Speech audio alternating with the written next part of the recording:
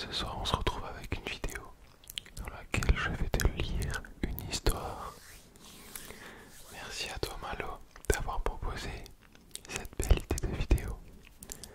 Merci à toi Malo, merci, merci, merci.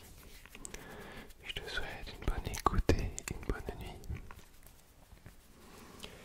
Donc il m'a demandé si je pouvais faire une histoire pour enfants, un thread.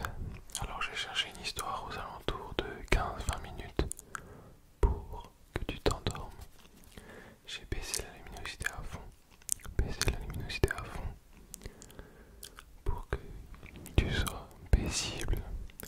Et j'ai mis la bonnette afin de te caresser la tête, de caresser les cheveux en même temps que je lis.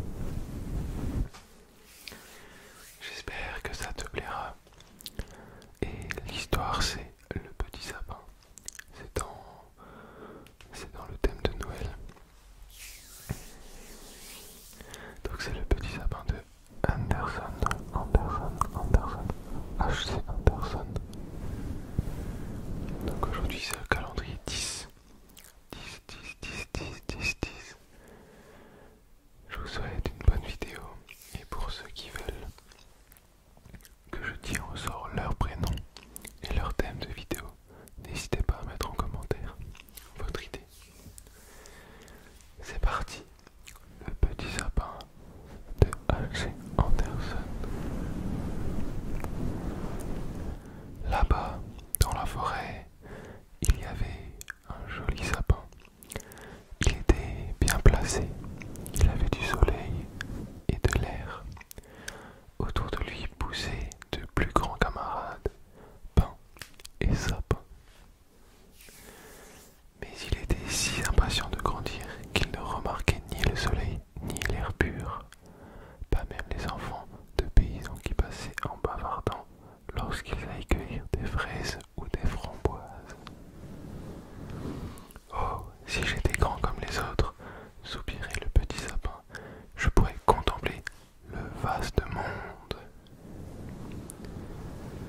Le soleil ne lui causait aucun plaisir, ni les oiseaux, ni les nuages roses qui, matin et soir, naviguaient dans le ciel au-dessus de sa tête.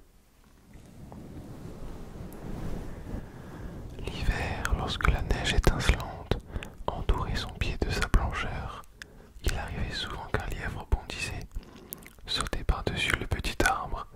Oh, que c'était agaçant. Mais quand vint le troisième hiver, le petit arbre était assez grand pour que le lièvre fût obligé de le contourner. Oh, pousser, devenir grand et vieux, c'était là, pensait-il, la seule joie du monde.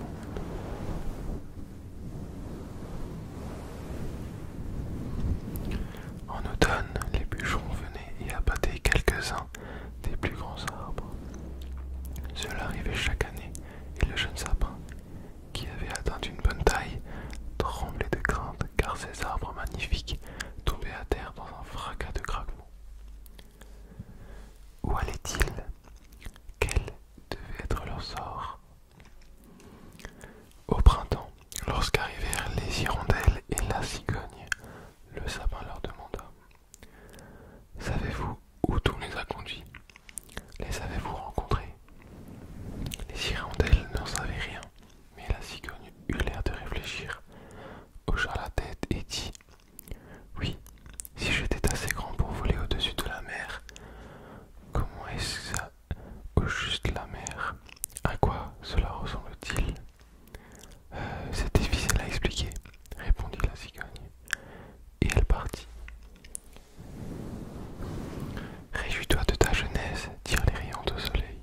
Réjouis-toi de ta fraîcheur,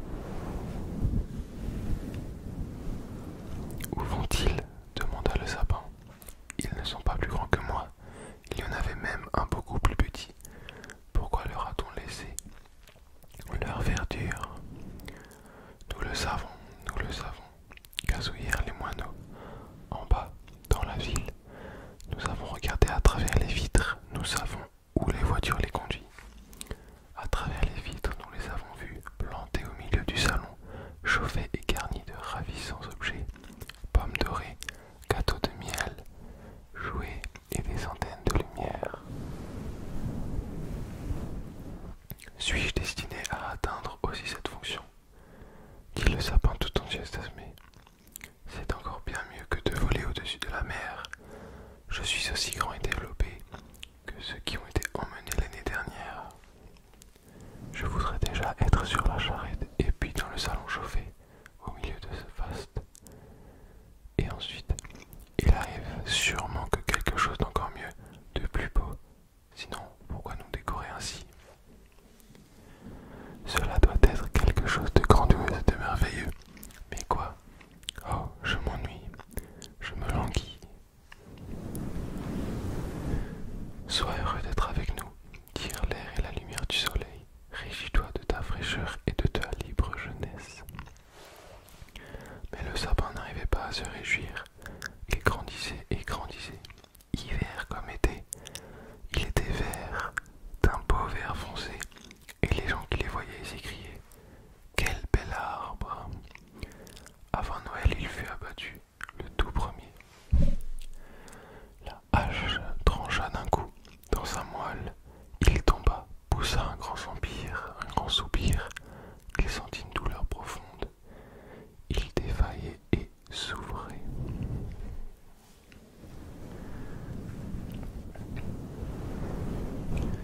L'arbre ne revient à lui qu'au moment d'être déposé dans la cour avec les autres. Il entendit alors un homme dire « Celui-ci est superbe, nous le choisissons. » Alors vinrent deux domestiques en grande tenue qui apportèrent le sapin dans un beau salon. Des portraits ornaient les murs et, près du grand poêle de céramique vernie, il y avait des vases chinois avec des lions sur leur couvercle. Plus loin étaient placés des fauteuils à bascule, des canapés en soie, de grandes tables couvertes de livres d'images et de jouets. Le sapin fut dressé dans un petit tonneau rempli de sable, mais on ne pouvait pas voir que c'était un tonneau parce qu'il était enveloppé d'une étoffe verte et posé sur un grand tapis à fleurs. Oh, notre arbre était bien ému. Qu'allait-il se passer?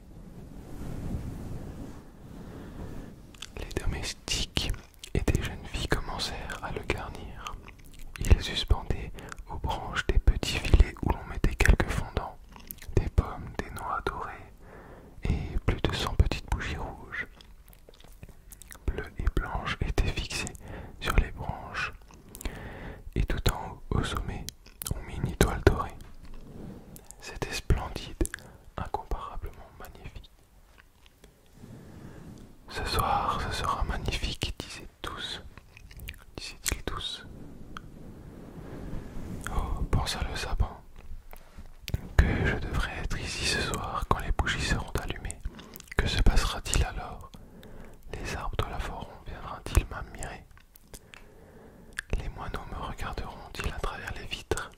Vais-je rester ici ainsi décoré l'hiver et l'été? On alluma les lumières et la porte s'ouvrit. De nombreux enfants se précipitèrent comme s'ils allaient renverser le sapin.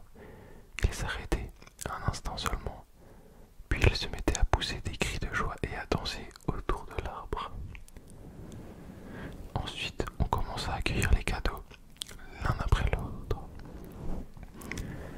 Qu'est-ce qu'ils font? Se demandait le sapin. Qu'est-ce qui va se passer? Les petits tournoyaient dans le salon, avec leurs jouets dans les bras. Personne ne faisait plus attention à notre sapin, excepté la vieille bonne qui jetait régulièrement un coup d'œil pour voir si les enfants n'avaient pas oublié une figue ou une pomme. Une histoire, crient les enfants en entraînant vers l'arbre un gros petit homme ventru. Il s'assit juste sous l'arbre. Je ne raconterai qu'une seule histoire, dit l'homme. Voulez-vous celle de l'Ived Aved ou celle de la Dump et le ballot? L'homme racontait l'histoire de Dump et le ballot qui tomba du haut des escaliers, mais arriva à s'asseoir sur le trône et à épouser la princesse. Les enfants battaient des mains. Le sapin très naïf écoutait aussi l'histoire. Il croyait que l'histoire était vraie, parce que l'homme qui la racontait était tellement élégant. Oui, qui sait, peut-être que je tomberai aussi du haut des escaliers et que j'épouserais une princesse, il s'y réjouissait en songeant que le lendemain il serait de nouveau orné de lumière et de jouets, de fruits et d'or. Il resta immobile et songeur toute la nuit. Du matin, un valet et une femme de chambre entrèrent. Voilà la fête qui recommence, pensa l'arbre. Mais ils le traînèrent hors de la pièce, en haut des escaliers, au grenier. Et là, dans un coin sombre où le jour ne parvenait pas, ils l'abandonnèrent. Qu'est-ce que cela veut dire? Que vais-je faire ici? M'ont-ils donc oublié? C'est l'hiver dehors, maintenant, pensait-il. La terre était dure et couverte de neige. On ne pourrait même pas me planter. C'est sans doute pour cela que je dois rester à l'abri.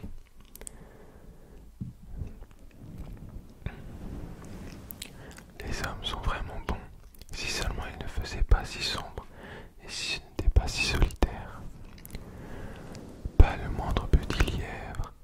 C'était gai, là-bas dans la forêt, quand le lièvre passait en bondissant. Oui, même quand il sautait par-dessus moi. Mais, dans ce temps-là, je n'aimais pas ça. Quelle affreuse solitude ici. Pip, pip, fit une petite souris en apparaissant au même instant, et une autre la suivait. Il fait terriblement froid, dit la petite souris. Sinon, on serait bien ici, n'est-ce pas, vieux sapin? Je ne suis pas vieux du tout, répondit le sapin. Il y en a beaucoup de bien plus vieux que moi. D'où viens-tu donc? Demanda la souris. Qu'est-ce que tu as à nous raconter? Elles étaient horriblement curieuses. Parle-nous de l'endroit le plus exquis de la terre. Y as-tu été? A été-tu dans le garde-manger? Je ne connais pas ça, dit l'arbre, mais je connais la forêt où brille le soleil, où l'oiseau chante. Et il parla de son enfance. Les petites souris n'avaient jamais rien entendu de semblable. Elles écoutaient de toutes leurs oreilles. Tu en as vu des choses, comme tu as été heureux. Moi, dit le sapin en songeant à ce que lui disait même raconter. Oui, au fond, c'était quand même agréable. Mais ensuite, il parla du soir de Noël où il avait été garni de gâteaux et de lumière. Oh, dirent encore les petites souris, comme tu as été heureux, vieux sapin. Mais je ne suis pas vieux du tout, ce n'est que l'hiver, ce n'est que cet hiver que j'ai quitté la forêt. Je suis dans mon plus bel âge, on m'a seulement replanté dans un tonneau. Comme tu racontes bien, dirent les petites souris. La nuit suivante, elles amenèrent 4 autres souris pour entendre ce que l'arbre racontait et, plus elle lui y parlait, plus ses souvenirs étaient clairs et précis. C'était vraiment de bons moments, pensait-il, mais ils peuvent revenir, ils peuvent revenir. Dumper le ballot est tombé du haut des escaliers, mais il a tout de même eu la princesse. Peut-être que j'en aurai aussi une. Il s'en souvenait d'un petit bouleau qui poussait là-bas, dans la forêt, et qui avait été, lui, une véritable petite princesse. Qui est Dumper le ballot? Demandèrent les petites souris. Alors le sapin raconta toute l'histoire. Il se souvenait de chaque mot. La nuit suivante, les souris étaient de plus en plus nombreuses. Et le dimanche, il vint même 2 rats. Mais ils se déclarèrent que le conte n'était pas amusant du tout et ils s'en allèrent. Finalement, les souris finirent par s'en aller aussi et le sapin soupirait. C'était un vrai plaisir d'avoir autour de moi ces petites souris qui écoutaient ce que je racontais. C'est fini ça aussi. Mais